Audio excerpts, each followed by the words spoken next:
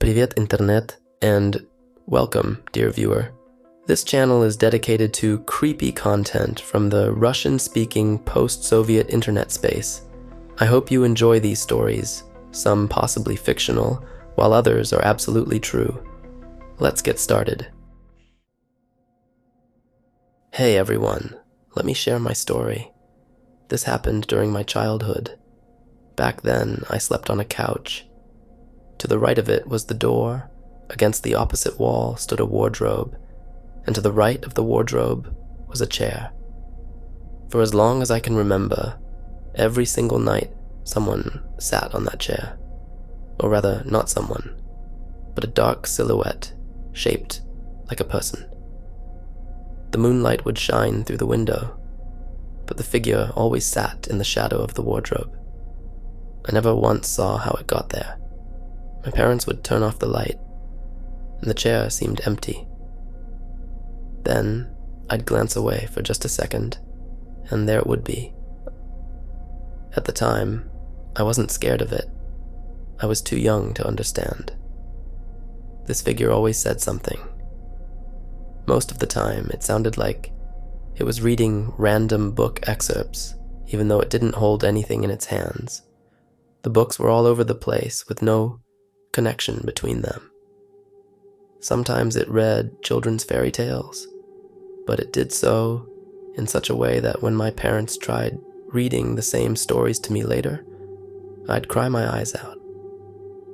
The voice was monotone and it pronounced words in short, clipped bursts, like each word was its own sentence. I remember it reading something about Sherlock Holmes once. Another time, it recited an entire passage about sex from a biology textbook. I didn't understand a thing, of course, but I did repeat the word penis in front of my parents later. Mom spent ages trying to figure out where I'd learned it. Some of the stuff it read didn't seem like it came from any real book. I'm pretty sure those books didn't exist. Occasionally, instead of reading, it would start saying an endless string of numbers right in the middle of a sentence without any pauses. 2, 7, 4, 0, 9. Rarer still were the moments when it talked about itself. It would stop, pause for a few seconds, and then say something like, I am bored. I am happy. I am tired. I see you. The tone and posture never changed, though, and this happened every night. At first, I'd listen for half an hour or so before falling asleep. It just confused me. But as I got older, I started realizing that something was seriously wrong. I tried asking my parents about it, but they just laughed and said monsters weren't real. Then it hit me. My parents couldn't hear it, even though it spoke loud enough for anyone to hear. One night, I got into bed as usual. Mom tucked me in, wished me good night, and turned off the lights. I lay there, waiting, but it was silent. No talking, no voice, just silence. I stayed frozen in place, paralyzed with fear. Eventually, I turned my head to look at the chair. It was there, and it was looking at me. Its head turned in my direction. Then, it stood up.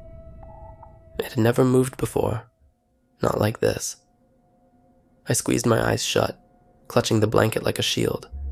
I could hear its soft footsteps coming closer and closer, until they stopped. I didn't dare open my eyes. Finally, I worked up the courage to take a peek. It was standing right above me, leaning over. There was enough light to see, but I still couldn't make out a face. Just a dark, blurry silhouette. I was about to scream, but it leaned in even closer and said, in that same monotone voice, You are afraid. I will leave. I will return. And that was it. I blacked out. When I woke up the next morning, it was gone. It never showed up again after that. Looking back on it now, I tell myself I must have imagined the whole thing. I mean, who knows what was really going on, right? Still, every night I catch myself, nervously, glancing at the chair by my computer. just in case it decides to come back. It did promise, after all. My Aunt Lena isn't crazy, far from it. She's a rational and level-headed woman. That said, she's deeply religious and has endured a terrible tragedy. Her husband was murdered. This story, however, happened to her long ago, when she was just a child. And even though it's been years, her account of it still gives me chills, so I decided to share it. Aunt Lena was part of the post-war generation. Her parents struggled with hunger, cold, and endless hardships, and as a result, she was born frail and sickly. By the time she was 5, she was diagnosed with tuberculosis. In the 1950s, they treated tuberculosis, but the process was long, grueling, and often borderline barbaric. Imagine this. A little child is sent to a sanitarium. Not for a week, not a month, but for the next 2 to 3 years. With the standard Soviet family's income and lifestyle, regular visits from her parents weren't an option. When she arrived, the first thing they did was put her in bed and forbid her to get up. Part of the treatment to prevent the disease from spreading, and if she didn't follow the rules, they tied her to the bed. That's exactly what happened to little Lena. Thankfully, she had a kind doctor. He was young, talented, and genuinely compassionate. For the first 3 days, little Lena, just Lenochka back then, cried non-stop. The doctor would visit her with flowers and sweets like some kind of gallant suitor. Eventually, she calmed down, but nights were the hardest. Not just because she missed her parents. At night, when lights out was announced, children would start running up and down the corridor, playing tag. Lenochka, tied to her bed, couldn't join them, but she would call out to them, inviting them into her room. At first, they either ignored her or pretended not to hear. Then they started taunting her, standing in the doorway and calling her to join them, but never coming inside. Lenochka got upset and stopped calling out. Several times a night, the children would abruptly stop and scatter. Lenochka would see a tall shadow pass quickly through the corridor, probably an orderly, but she never ratted out the troublemakers, at least not at first. Eventually, her patience ran out. She got fed up and decided to snitch. The next time the shadow passed by her room, she called out and complained about the kids running in the corridors. The figure stopped abruptly. In the dark, she could only make out a vague silhouette, but she could feel it turn toward her. Without saying a word, it stepped into her room. There was just enough moonlight from the window for her to see. This wasn't an orderly. First, it wasn't dressed like one.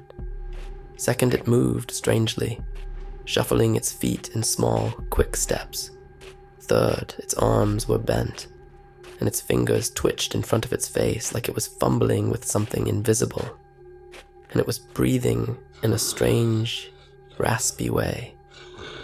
The figure shuffled quickly toward her. Lena was terrified.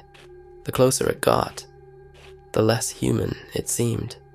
To this day, Aunt Lena can't clearly explain what it was. She squeezed her eyes shut, unable to escape because of the restraints. When it felt like the figure was right next to her, a child's voice suddenly called out from the corridor.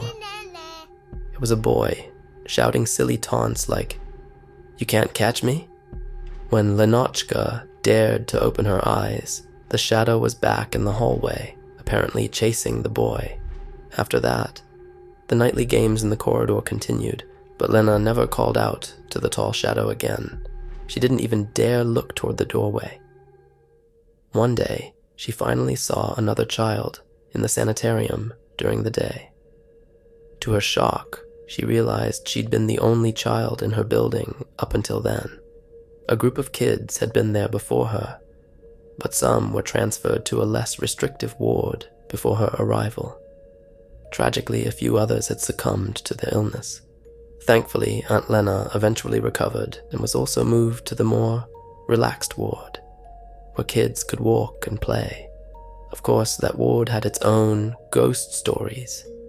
For instance, there was a crumbling building nearby that the kids claimed was haunted by the spirits of German POWs who had died during its construction. But Aunt Lena wasn't scared of that. She'd earned a reputation as the bravest girl in the ward, running through the ruins without a second thought. She knew where the real horror in the sanitarium had been,